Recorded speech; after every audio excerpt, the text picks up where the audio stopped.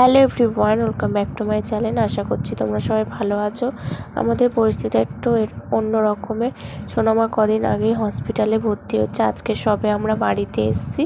আজকের এই ভিডিওটা আমি করেছি বুধবারের।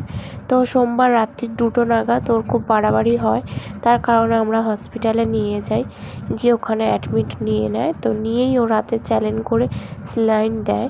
তারপর একটা স্যালাইন অর্ধেক টানার পর শরীরটা একটু বেটার হয়েছে। তো এখন ও খুবই ভালো আছে ঠাকুরের আশীর্বাদে। এই যে ছোট ছোট হাতগুলোয় ওদের কোনো মায়া হয় না, কি সুন্দর চুপ করে বসে আছে দেখেছো। তারপরে একটু তোমাদেরকে বলছে যে আমি এখন হসপিটালে, এটা ওর বন্ধু হয়েছে।